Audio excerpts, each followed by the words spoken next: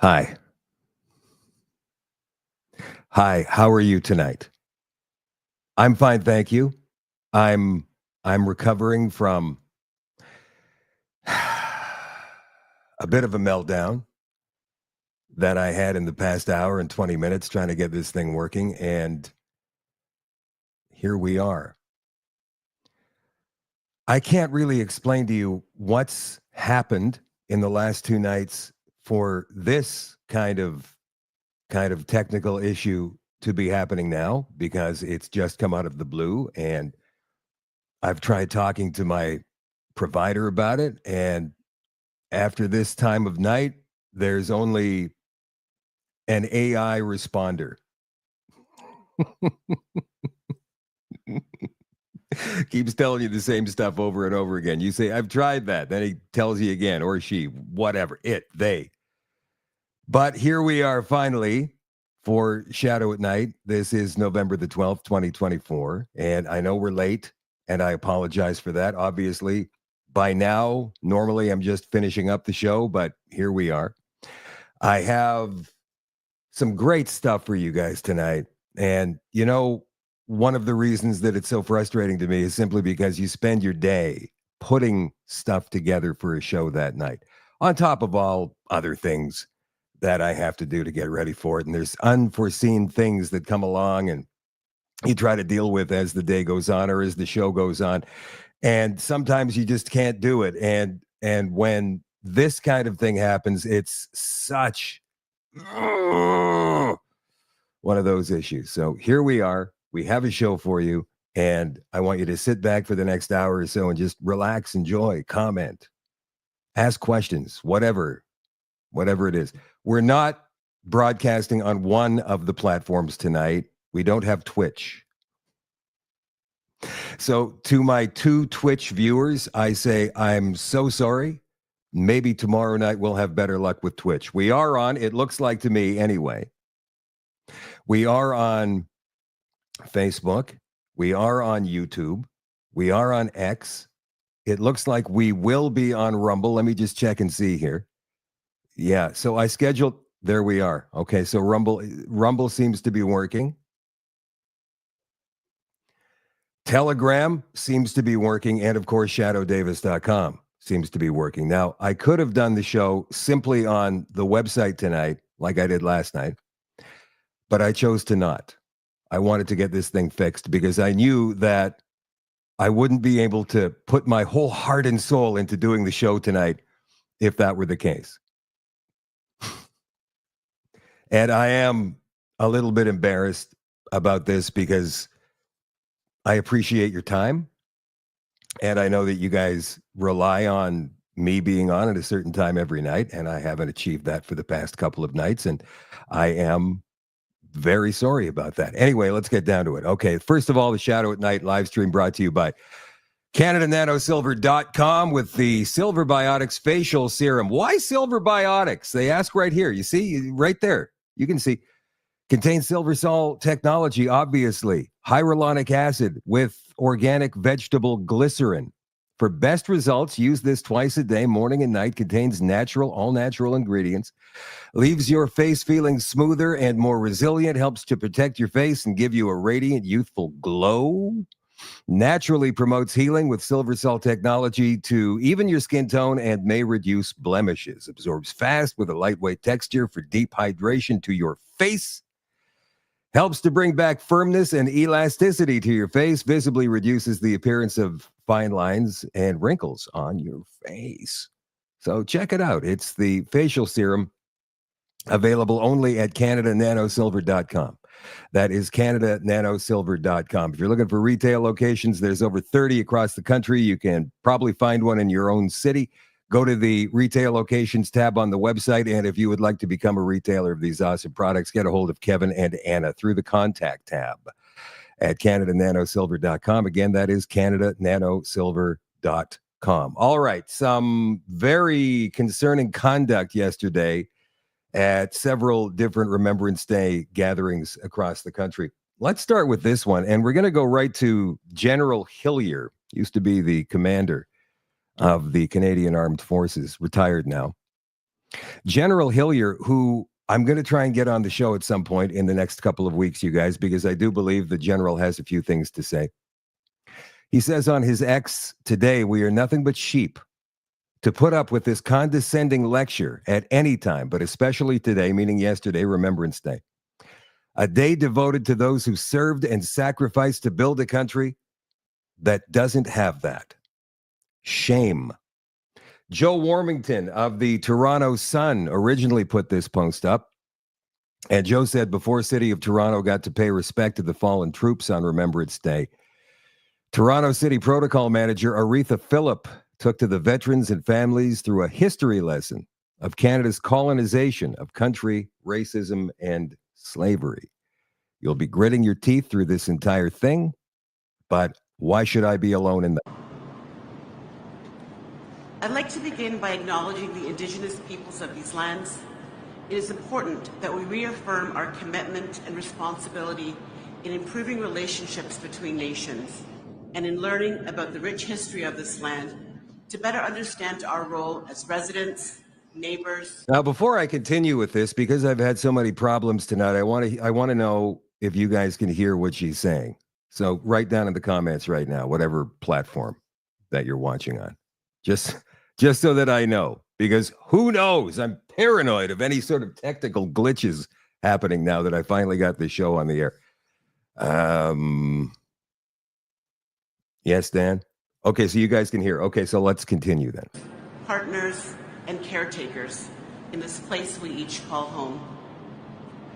The City of Toronto acknowledges the land we are meeting on as the traditional territory of many nations, including the Mississaugas of the Credit, the Anishinaabe, the Chippewa, the Haudenosaunee, and the Wendat peoples, and is now home to many diverse First Nations, Inuit, and Métis peoples.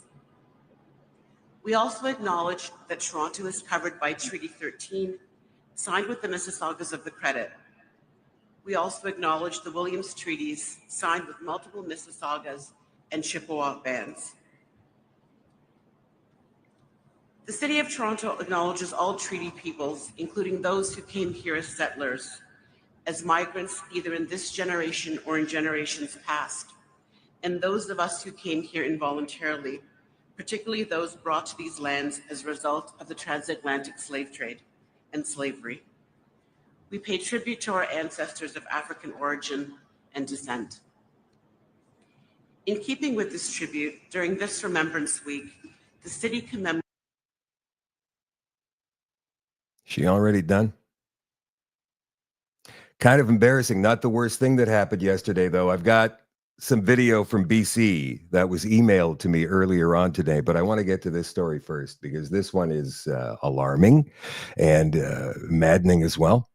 York University and University of Toronto lecturer shouts F you to veterans on Remembrance Day. There she is there.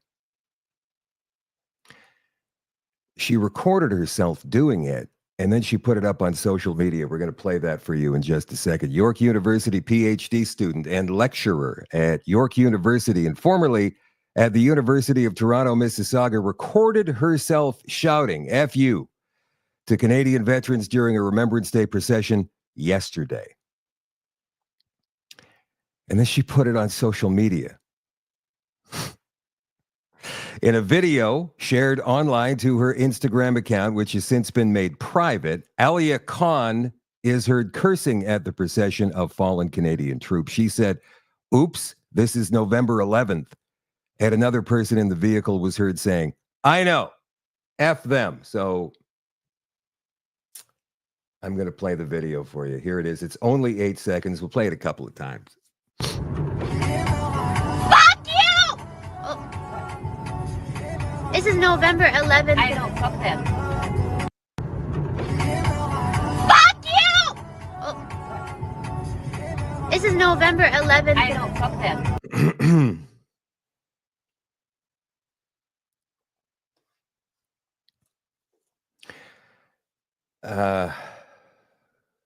Veterans Day. Well, Remembrance Day, we call it up here. Linda, if you're an American, you guys have a Veterans Day down there. We have Remembrance Day. Same thing. We do the same stuff. At least we used to. We used to remember fallen troops, the ones who fought and gave their lives for the freedom that we enjoy today, such as it is. From the National Post, school board promises thorough investigation into playing of Gaza protest song at Remembrance Day ceremony. School's principal, Aaron Hobbs, at first defended the song's use, saying it was an attempt to bring diversity and inclusion to Remembrance Day. He later apologized. Ottawa's Public School Board has launched an investigation into a school's Remembrance Day ceremony that featured a Palestinian protest song about peace in Gaza as the musical accompaniment at school assemblies. The Arabic language song was played 3 times at the Remembrance Day ceremonies for students in all grade levels at Sir Robert Borden School, leading some angry and distressed students and parents to complain of it being inappropriate for the event and politically charged, as reported by the National Post. What else have we got here? Sean Ricard, our friend out in Ontario, he equates this to the Freedom Convoy as I did yesterday. Those of you who are all access members at shadowdavis.com will know that. The rest of you won't. You probably didn't see it because you know. Anyway, Sean says, after all that's transpired over the past 5 years, I felt physically sick and angry yesterday after seeing hypocritical, fascistic tyrant Justin Trudeau laying a wreath in Ottawa for veterans who fought and died for our freedom. Never forget, on February 18th, 2022, Justin Trudeau's lackeys ordered mounted RCMP officers to trample and intentionally harm peaceful Freedom Convoy protesters, including an elderly disabled Mohawk woman with a walker. Her name is Candace Siro, as she waved a white flag saying this is about peace and love and happiness. Sadly, there's a good reason why people occasionally refer to some police as pigs, and this would be one such occasion, but don't take my word for it. Read just a few of their group texts to one another on this fateful day, and the screenshots are posted below in the comments, and you remember those. Here is some video of that day.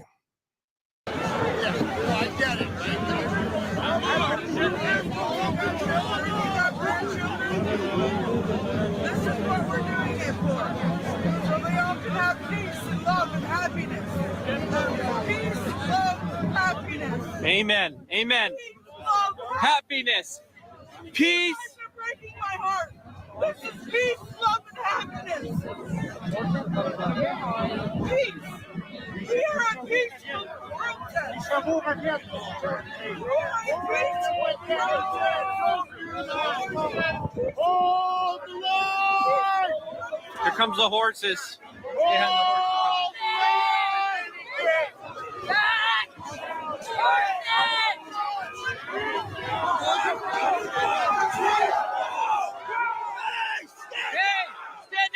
Oh my God! Oh my goodness! Oh my goodness! Look what you did! Look what you did to her! Look what you did to her! Look what you did to her! You trampled on a lady who is inaccessible! Shame on you! Shame on every one of you! Shame on you!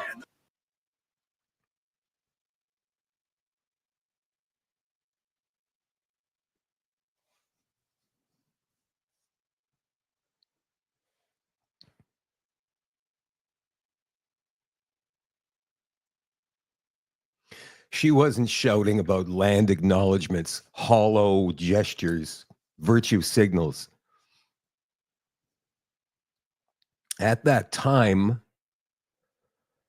we were all in this together, fighting for the same purpose. Freedom, truth. That's it. We still go on.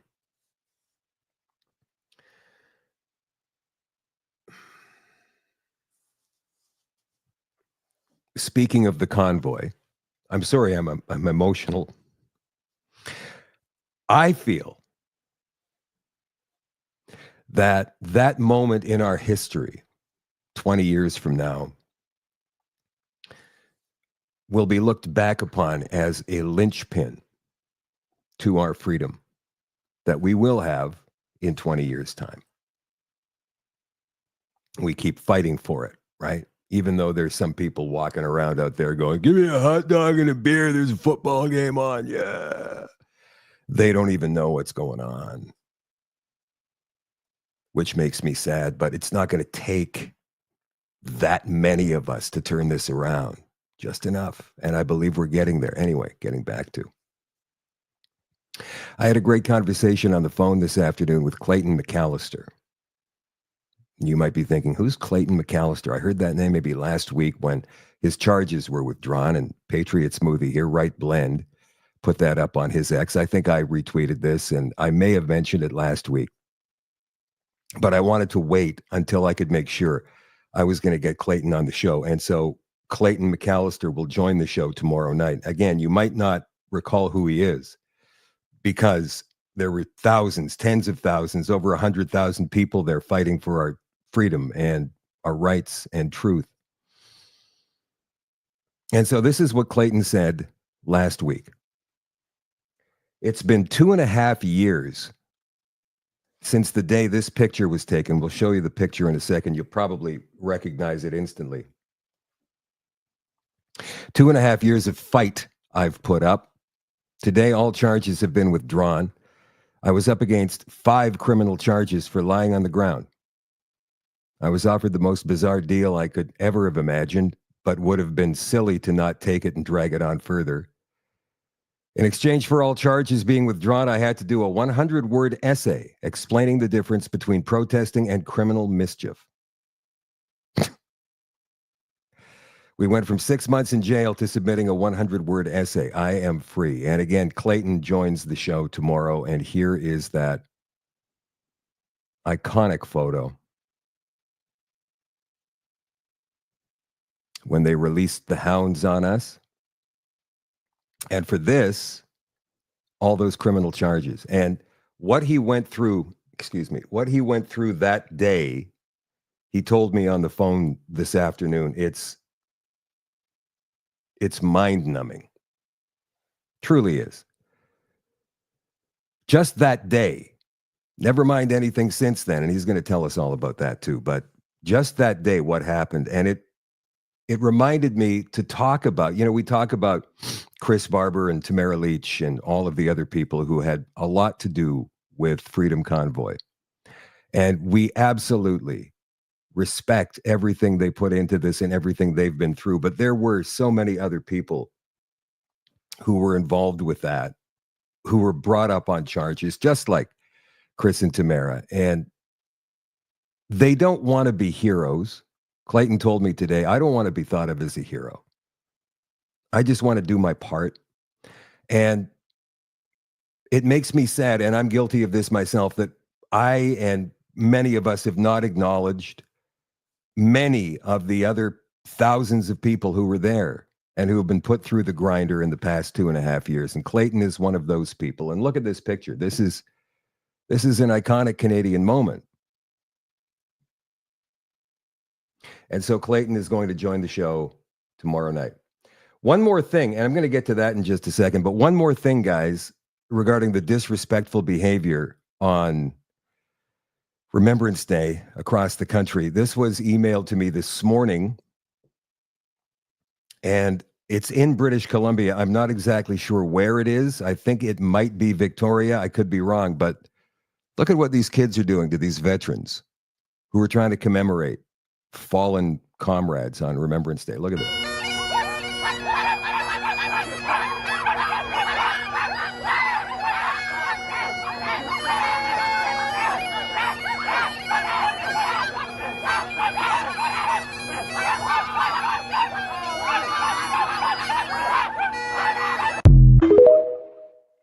I think I want to play that again because I can't quite believe it. And I know it's hard to see. It's small. This is the biggest I can make it. These appear to be middle school students. Maybe I'm wrong. Maybe they're a bit older, maybe a bit younger. They look like maybe 13, 14 years old. And I'm not quite understanding where the indoctrination comes from. So let's go ahead and do this again.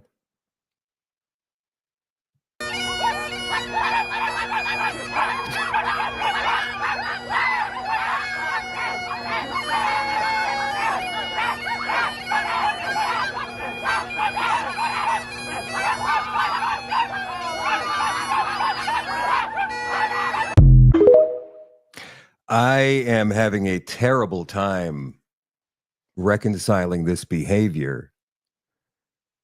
And it's easy to put it on the kids.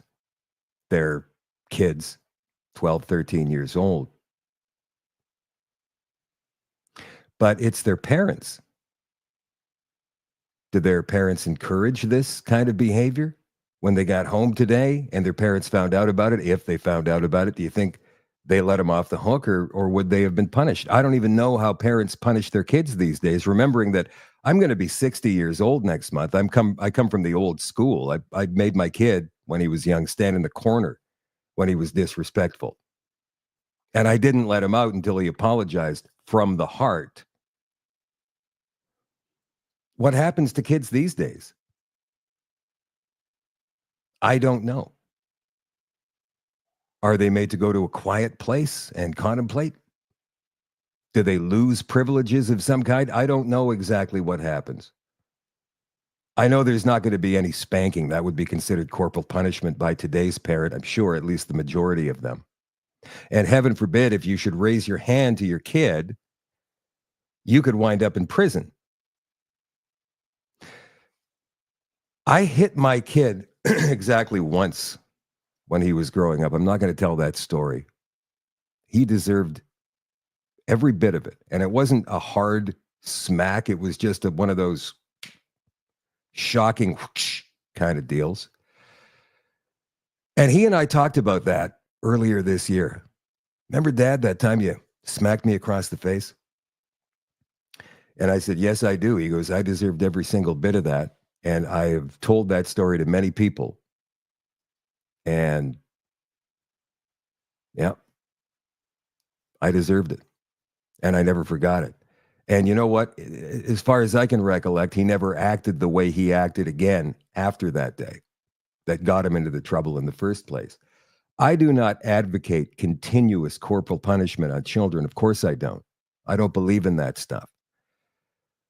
But at a certain point, when a kid becomes completely and totally out of control, drastic measures sometimes need to be taken, or you wind up with those little assholes. I mean, again, here we go.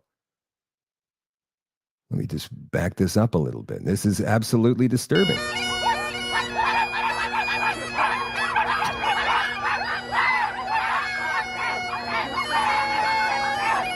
And they suffer no consequences is the problem, like nothing. I'm sure that if there were police officers there, they would have done nothing. Nothing. And that's the problem with the entire woke movement. They never, ever have to suffer any consequences. They don't get canceled. They don't lose their jobs. They get celebrated, if anything. And yet they say they're the resistance, which is remarkable. Is it going on in the schools? Is that where they're getting this from? Woke education, critical race theory, DEI, and all of that? Well, we know it's rampant in Canada, in schools and public libraries and whatnot, and in the United States for that matter. But Donald Trump has a plan. Watch this. These have been exploding, and I mean absolutely exploding. While academics have been obsessed with indoctrinating America's youth, the time has come to reclaim our once great educational institutions from the radical left, and we will do that. Our secret weapon will be the college accreditation system. It's called accreditation for a reason. The accreditors are supposed to ensure that schools are not ripping off students and taxpayers, but they have failed totally. When I return to the White House, I will fire the radical left accreditors that have allowed our colleges to become dominated by Marxist maniacs and lunatics. We will then accept applications for new accreditors who will impose real standards on colleges once again and once and for all. These standards will include defending the American tradition and Western civilization, protecting free speech, eliminating wasteful administrative positions that drive up costs incredibly, removing all Marxist diversity, equity, and inclusion bureaucrats, offering options for accelerated and low-cost degrees, providing meaningful job placement and career services, and implementing college entrance and exit exams to prove that students are actually learning and getting their money's worth. Furthermore, I will direct the Department of Justice to pursue federal civil rights cases against schools that continue to engage in racial discrimination and schools that persist in explicit unlawful discrimination under the guise of equity will not only have their endowments taxed, but through budget reconciliation, I will advance a measure to have them fined up to the entire amount of their endowment. A portion of the seized funds will then be used as restitution for victims of these illegal and unjust policies, policies that hurt our country so badly. Colleges have gotten hundreds of billions of dollars from hardworking taxpayers, and now we are going to get this anti-American insanity out of our institutions once and for all. We are going to have real education in America. Thank you. Okay, so I just saw a comment here. Ron says, I hope Pierre Poilievre will be the same as Donald Trump. Well, I doubt that. He hasn't said one-tenth of the things that Donald Trump has said, and that he's going to enact Trump with executive orders when he is inaugurated in January. And the reason for that is Canada's a different society, man. And it's my belief that Pierre knows this. He understands this, that the Canadian society is far more indoctrinated than the American counterpart. So he's got to watch what he says. Not to mention, down in the United States, there are a significant amount of right-leaning independent broadcasters and radio stations. And this is something I talked about last week. Radio stations, local radio stations that talk common sense, that talk from common sense values, traditional American values. We don't have that in Canada. All you have to do is just tune in to any radio station, and they are dull, boring. They don't say anything edgy, not even close. Remember during the pandemic response, what they were talking about? All they could talk about? Every radio station. News talk, rock and roll, pop, country, all the same thing. It was all about go get your shot, go get your shot, go get your shot. And then the news talk, when they did editorializing, they would talk about how bad a person you were if you didn't get your shot. Indoctrination from all sides. We in Canada didn't have any voices screaming back. Well, we had a few, but they were censored online. And you've got to be much more careful. There's much more indoctrination going on in this country. And when you've got the entire news media, when you've got the entire machine working against you, you can lose 10, 12 points in popularity very quickly. And the last thing we need is Justin Trudeau winning another election in this country. Now, they've called a by-election for a riding in British Columbia on December the 16th. And the Conservatives are leading that. But if Poilievre goes too far off the reservation, pardon the language, if he goes too far off track with his plan, and his plan is mainstream conservatism, right down the middle. He's not talking about the things that Trump is talking about. We will be responsible for holding his feet to the fire. We, his base, will be responsible for getting him to enact some things when he is elected. But for now, there's the worst thing that he said is we're going to defund the CBC. And you've got the media all up in arms about that. You've got groups all across the country, probably funded by the federal government. You've got left-wing rags like Press Progress and the Anti-Hate Network yelling and screaming about Poilievre's plan to get rid of the CBC. Can you imagine if he made the same promises that Trump has been making and plans to enact in the next couple of months? He would be labeled as a radical right-wing extremist white nationalist conspiracy theorist. And they've already tried to do that to him.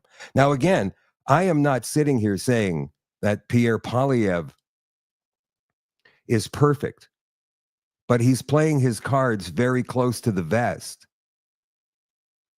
It's going to take time for our country to turn around. We are not Americans. So we can look at those things that Trump is planning. And as I say, in Canada, things happen 6 to 9 months after they happen in the United States, normally.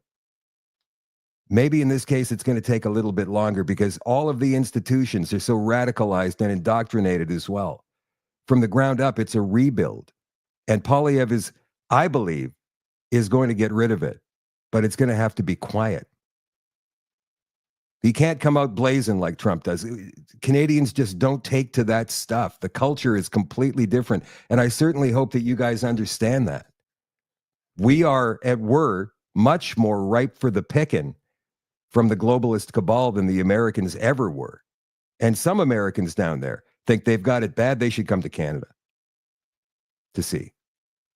So yes, we have a lot of work to do. We have a lot of work to do. And I understand that some people are very upset that we're not moving fast enough, but this is the way it needs to be done. If it's not, we run the risk of another 4 years of Justin Trudeau or something worse. So we just got to hang on, keep fighting, and keep getting the message out there. Going back to Yuri Bezmenov, what stage are we in right now? I believe we're still in destabilization. And you guys have all seen the Yuri Bezmenov video that goes back to 1984. In the 1980s, a former KGB propagandist called Yuri Bezmenov outlined the Russian strategy for undermining a democratic society through a 4-step process of subversion. Here it is applied to us. And by the way, yeah, Russia may have had this plan back then. I think that plan has been completely and totally washed away. China is now the concern. And they're the one, communist, just like the USSR used to be. And China are now the ones enacting this on us. Demoralization of the people, which takes about 20 years to achieve. Well, it's taken less than that in this case. Destabilization of our culture and systems, which takes about 2 to 5 years. Now, this has been going on. All the transing stuff, all the the global warming stuff is really ramping up. All of this Antifa nonsense, disrespecting veterans. Now, nothing is sacred to these people, and every part of our society, they're trying to crumble it. They're trying to break it down. That's destabilization. Then comes crisis and upheaval. They've already launched one at us, and that was obviously the COVID. But what's next? Well, there's crisis going all over the place. There's churches burning. There's Canada enacting a genocide and our flag flying at half-mast. That was demoralization, destabilization as well, and certainly part of crisis. Oh my God, this is a catastrophe. The crisis also could be this climate that they're yelling and screaming about, this climate emergency. And then when they've got all of that in place, it's normalization, a new status quo. But they're not done breaking our society down yet, so we still have a chance to fight back. And that's why I keep saying over and over and over relentlessly, you guys, that we need to stand up and we need to say something. And this doesn't mean you have to go online and do a show like this. It doesn't mean that. It doesn't even mean you have to go and do 5-minute pieces on Instagram or on X. It doesn't mean any of that. What it means is having those conversations with your friends over coffee. Keep alcohol out of it if you can. In the car, on a long car ride, whatever it takes. But you've got to have these conversations, and you need to bring some information with you. And I'm not talking about trumped up information that may or may not be true. I'm talking about actual information that's on government websites or on the UN website or on the World Economic Forum website. It's easy to tie all of these things together. We do it almost every weekend with these Winnipeg Metropolitan Region 2050 meetings, these information meetings that we've been having.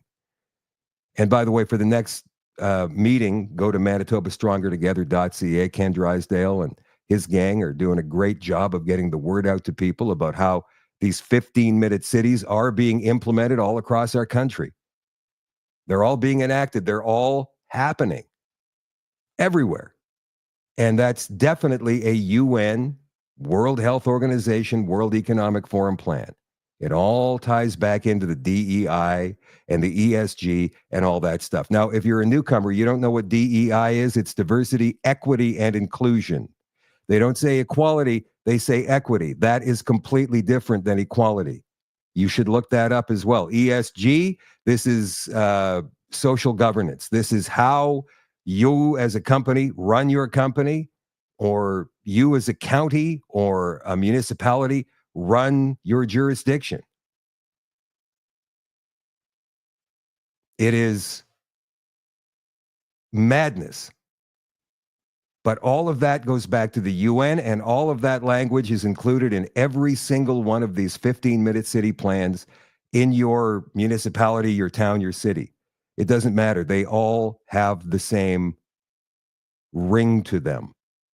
And if you don't know, and I've said this a few times, but I'm going to say it again, if you don't know if your city or town or municipality has got one of these 15-minute city plans, remember, they're all called something different. Sometimes they're the healthy city plan. Sometimes it's the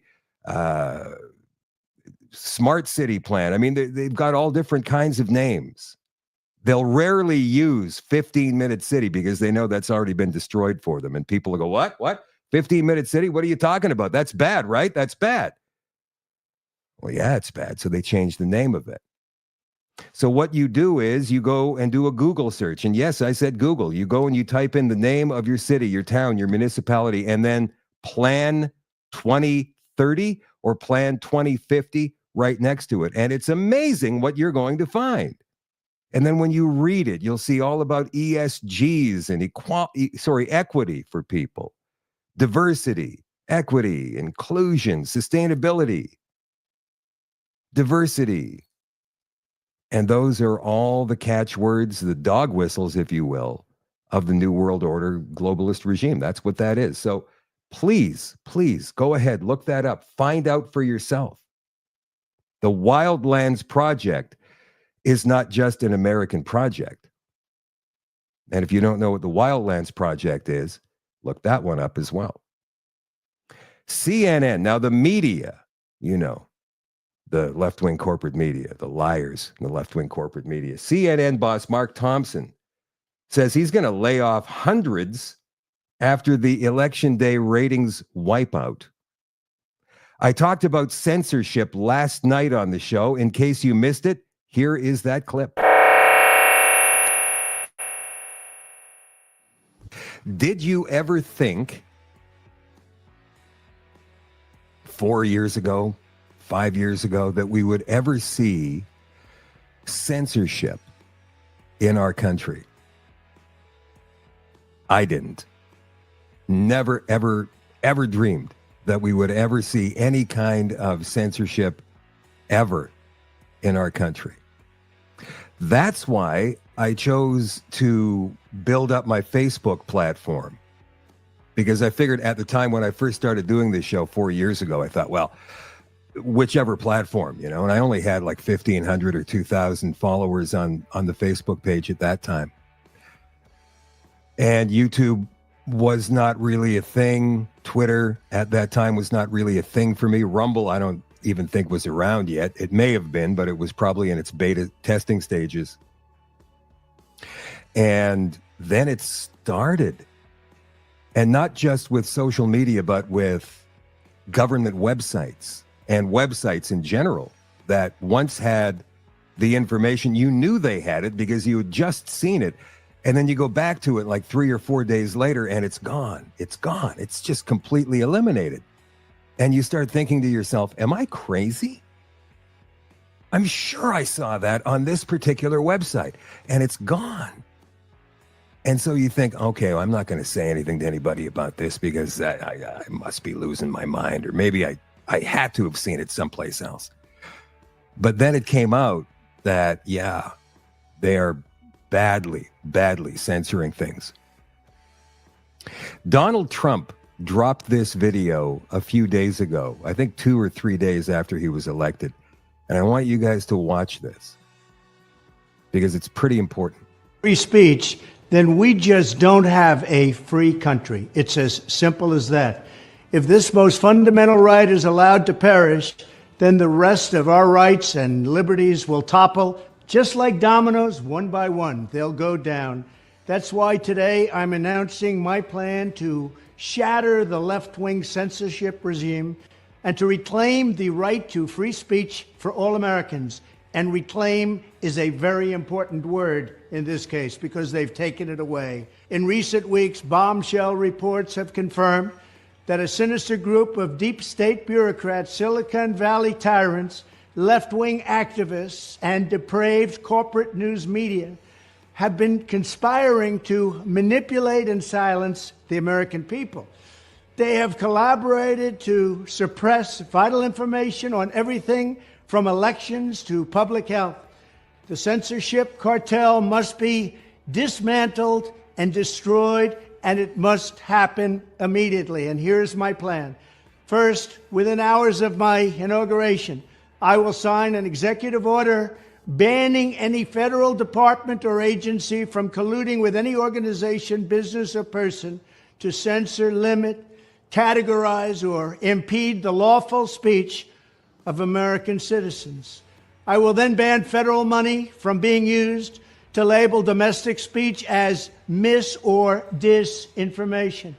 And I will begin the process of identifying and firing every federal bureaucrat who has engaged in domestic censorship, directly or indirectly, whether they are the Department of Homeland Security, the Department of Health, Human Services, the FBI, the DOJ, no matter who they are. Second, I will order the Department of Justice to investigate all parties involved in the new online censorship regime, which is absolutely destructive and terrible, and to aggressively prosecute any and all crimes identified. These include possible violations of federal civil rights law, campaign finance laws, federal election law, securities law, and antitrust laws, the Hatch Act, and a host of other potential criminal, civil, regulatory, and constitutional offenses. To assist in these efforts, I am urging House Republicans to immediately send preservation letters, and we have to do this right now, to the Biden administration, the Biden campaign, and every Silicon Valley tech giant, ordering them not to destroy evidence of censorship. Third, upon my inauguration as president, I will ask Congress to send a bill to my desk revising Section 230 to get big online platforms out of censorship business. From now on, digital platforms should only qualify for immunity protection under Section 230 if they meet high standards of neutrality, transparency, fairness, and non-discrimination. We should require these platforms to increase their efforts to take down unlawful content such as child exploitation and promoting terrorism, while dramatically curtailing their power to arbitrarily restrict lawful speech. So people are saying, well, how's that going to affect Canada? Well, I go into that entire thing during that clip, which comes after Donald Trump, and you guys can find that entire clip on pretty much all of my social media. I think I put it up all there today. So have a look at that. But the short answer is no, it's not going to affect Canada whatsoever. Trudeau is still trying to march Bill C-63 ahead. Yes, I know you guys are all going, what about Bill 293? I covered that last night as well. I know, and that has nothing to do with censorship. That's more of a pandemic treaty type thing. I get it. There's all kinds of bills that are going through the House of Commons right now that we need to look at seriously. I get it. But just because I mentioned one bill does not mean that I don't know about the others, just so you know. But there's only so much information we can cover in one night in one show. Kamala Harris returned to the White House today. I want to show you this because I find this remarkably inappropriate. Watch this video. The VP just arrived at the White House where she was welcomed by hundreds of staffers.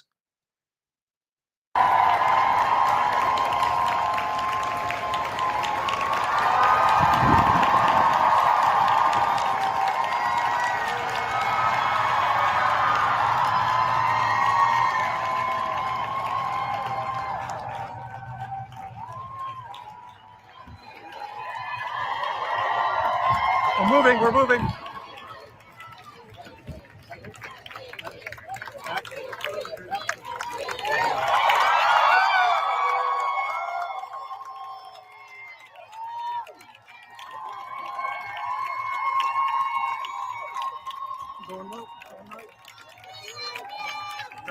Okay, so I want you guys. Yeah, Parliament is frozen for now, Karen. It's frozen for now over those documents. But that could change with the NDP saying, well, you want to know what? We want Parliament to move forward now. It would be as simple as that. So, yes, it's frozen right now. They can't move anything forward. But remember also, private members' bills like C-293 are able to move through. And that is coming close to becoming law, that bill. It's in the Senate right now. As far as Bill C-63, that's a government bill, and that can't move at this time. But that could change at the drop of a hat, because you know that Jagmeet Singh and Justin Trudeau are working together, even though Jagmeet says that we've ripped up the agreement. Anyway, getting back to this particular video, hundreds of White House staffers who are supposed to be neutral, they are government employees. They're not Democratic Party employees. They're not all employees of the VP's office or the president's office, for that matter. Many of them are government employees. That, my friends, is the deep state. And so when I talk about the deep state, when anybody talks about the deep state, we're talking about the bureaucracy. We're talking about 90% of government employees, whether federal, provincial, state, whatever, are left wing because they're also union members, members of public unions. And they will always enact a left-wing government's policies way faster than they will a right-wing government's policies, because they see them, right-wing policies, as destructive, even though they're nothing but common sense. We cannot keep spending way beyond our means, right? And yet the Trudeau Liberals somehow managed to keep saying things like, well, Poilievre's going to cut this, going to cut that. He's going to cut your dental care. He's going to cut your access to free, what do they call it? Birth control. Well, we can't afford it. We can't afford these things. You run the government like you should run your household or a business. You keep adding government program after government program costing billions and billions and billions of dollars. Never mind the waste and never mind the corruption that I haven't even talked about. But this, my friends, here, this is the essence of the deep state. So when you talk about the Liberals winning an election, they're in power. When conservatives win an election, they're in office. And that's a big deal. That is a big, huge deal. Now, what happened to all those Democratic votes anyway? What happened? I mean, in the 2016 election, I think Hillary Clinton got something like 60 million votes or 62 million votes. She did win the popular vote over Trump that year, but she got 62 or 63 million votes. Trump won the election through the Electoral College.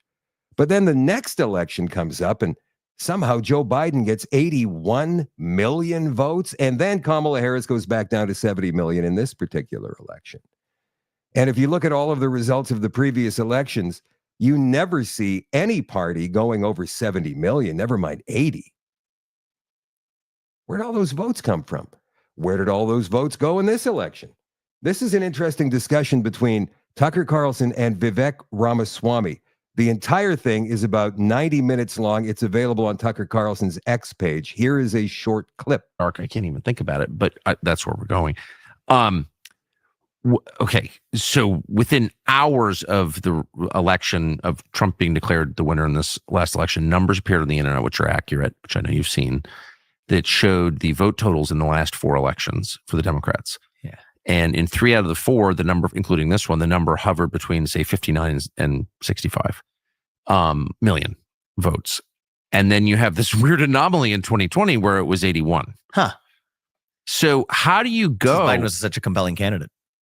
That doesn't make any sense. And So this candidate, his vice president, Kamala Harris received, they tell us, Wikipedia tells us, received 81 million votes in 2020. And then somehow she received 15 million fewer. Mm-hmm. What happened to those 15 million? That just does not make it. I just dare anyone to explain that to me. What is that? I mean, look, I'm not a scholar on this stuff, but what I will tell you, what I will tell you is it doesn't. Yeah. What I will tell so I think a good number of those on the super positive side of this, a lot of those people are the people who were given the permission structure. Whether it's those people or not, we'll put that to one side. But there are a lot of people who actually did vote for Joe Biden who could not stomach voting for anyone other than Donald Trump this time around. I think it's great. Yeah, but Trump's numbers stayed the same. Yeah, Trump's numbers have stayed the same. That's true. Through 3 elections, pretty much the same. And I mean, let's just cut to the chase on this. We won the election. Here's what we do: single day voting on election day as a national holiday with paper ballots and government issued ID to match the voter file. And I would also add, while we're at it, make English the sole language that appears on a ballot. Yes. And you know what? It's a beautiful thing. Puerto Rico does it this way. There's other countries that do it this way.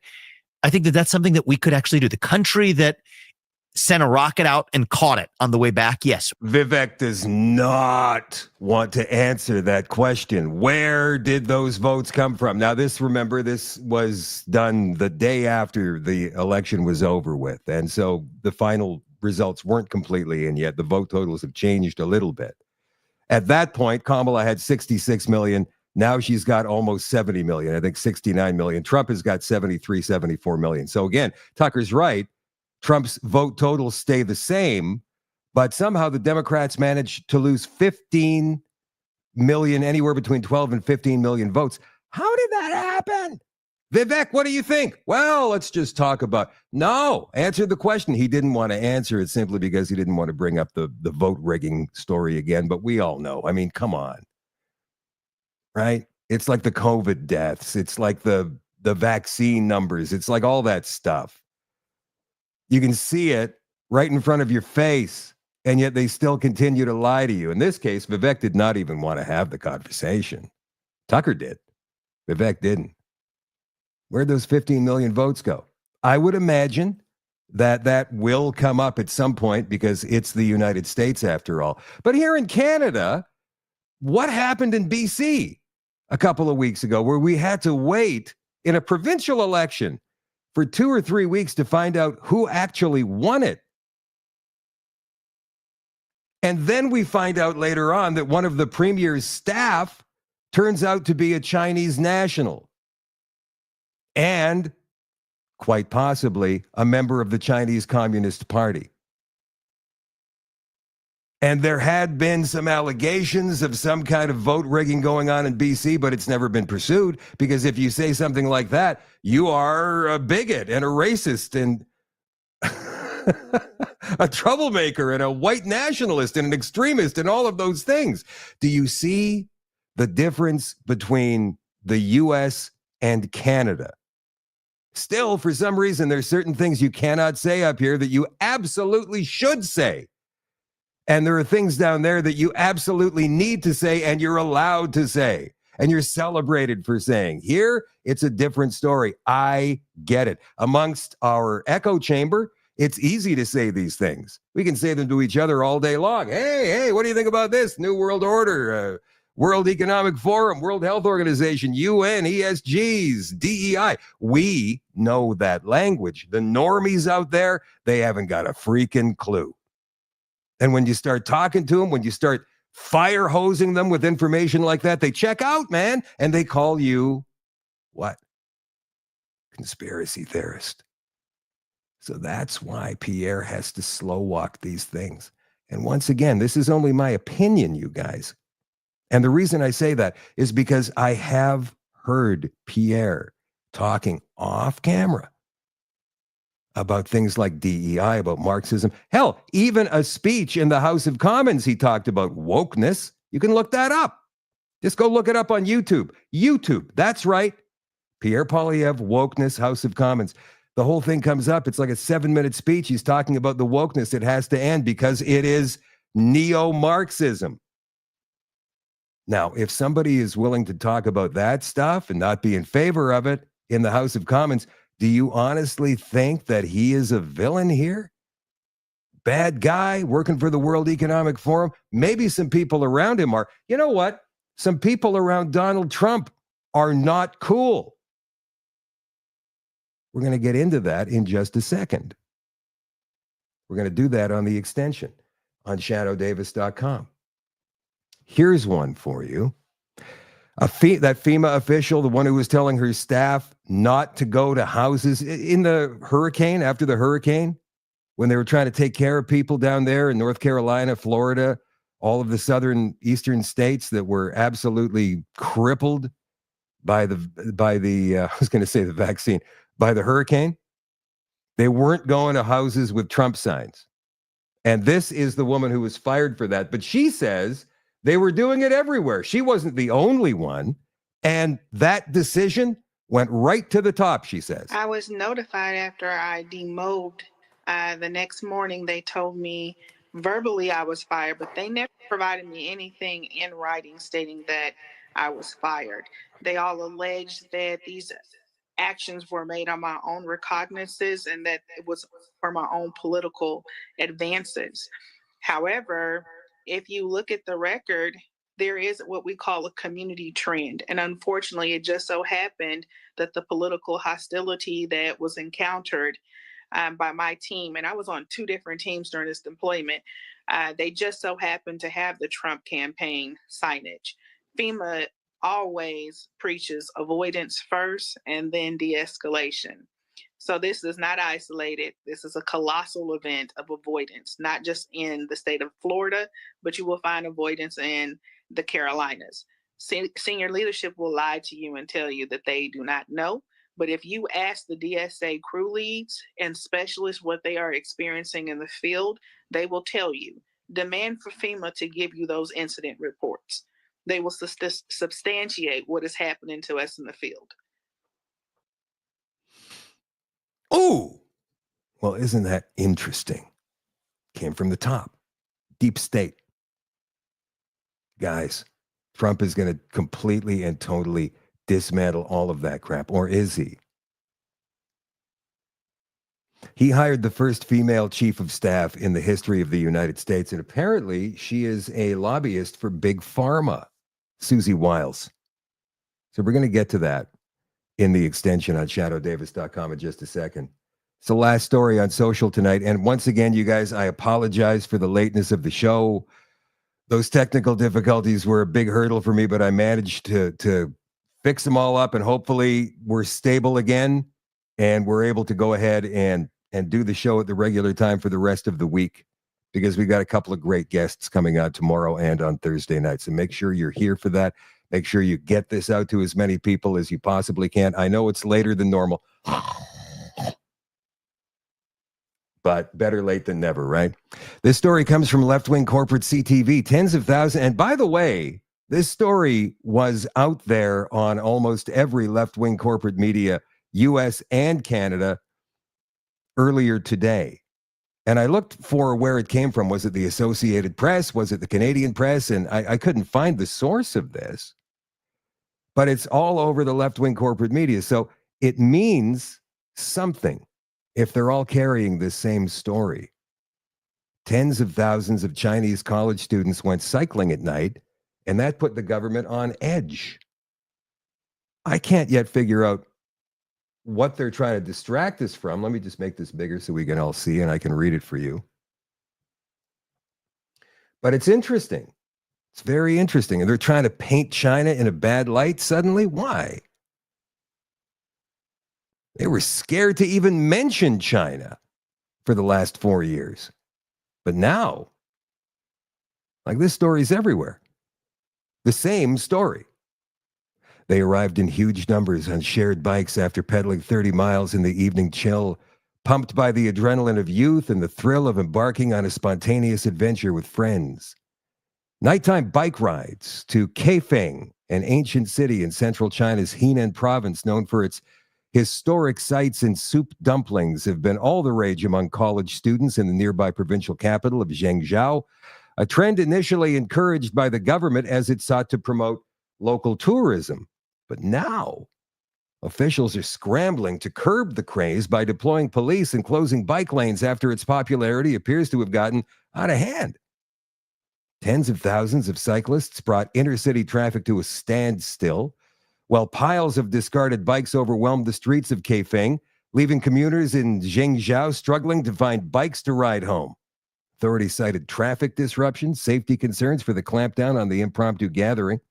But the scenes of hordes of university students mobilizing, organizing, and congregating in public are likely to have rattled local officials given the ruling Communist Party's history with youth movements in China and its obsession with stability.